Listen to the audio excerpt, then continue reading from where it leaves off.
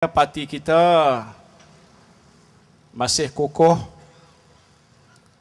dengan sokongan yang meningkat daripada semasa ke semasa,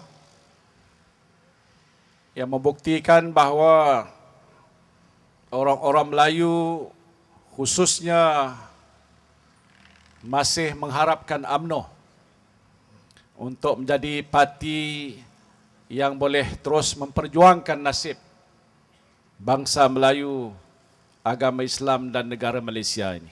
Saya boleh menyatakan bahawa pimpinan kita yang terdahulu yang diteruskan oleh kepimpinan yang ada pada hari ini telah pun mampu untuk melaksanakan agenda pembangunan sosio-ekonomi di negara kita ini dengan meletakkan Malaysia sebagai sebuah negara yang telah pun bertambah maju dan lebih berjaya kalau kita bandingkan dengan masa-masa yang lalu.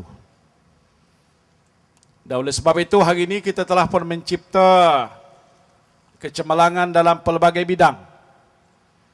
Dijadikan negara contoh oleh banyak negara-negara yang belum maju dan juga yang membangun.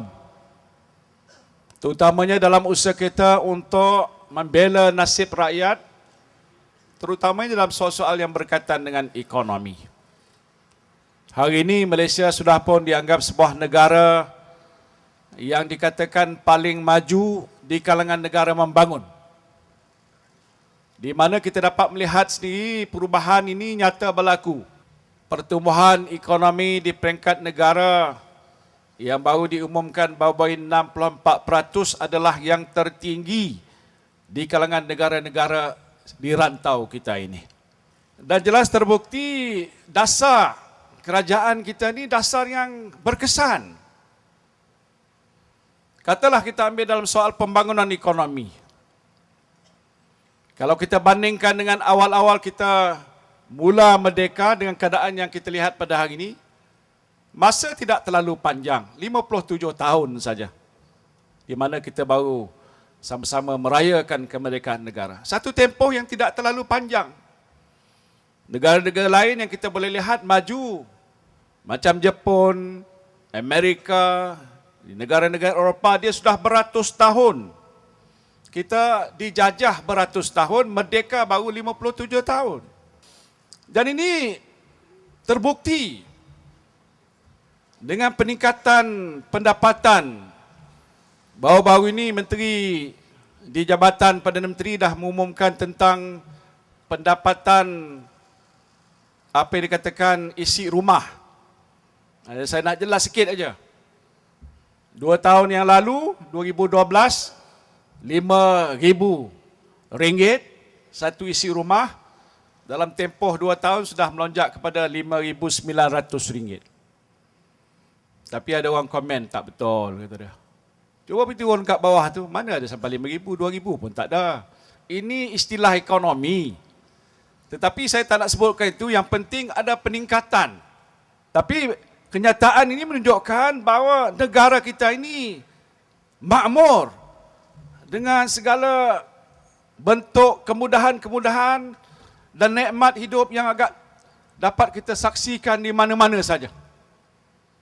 Dan juga pada ketika ini saya nak sebutkan, tahun lalu saja jumlah pelaburan yang masuk ke negara kita yang dikatakan rekod yang tertinggi. Lebih daripada 200 bilion ringgit masuk ke dalam negara. Bukan 200 milion, bilion. Dan ini nanti dalam tempoh 2-3 tahun, maka kilangnya akan naik dan peluang pekerjaan lebih banyak. Bukan saja itu, pendapatan rakyat juga meningkat. Kita dah sebutkan dalam dasar kita untuk mencapai negara maju tahun 2020, pendapatan per kapita dalam tempoh beberapa tahun ke hadapan meningkat kepada $15,000. Jangan tuan-tuan tanya mana ada dalam poket kita $15,000. Ini ukuran yang digunakan oleh banyak negara-negara lain. Kalau nak katakan maju, dia mesti mencecah 15,000. Yang agaknya menarik, ramai pakar-pakar ekonomi berkata Malaysia tak payah tunggu tahun 2020. Tahun 2018 pun Malaysia boleh isytihar sebagai sebuah negara maju.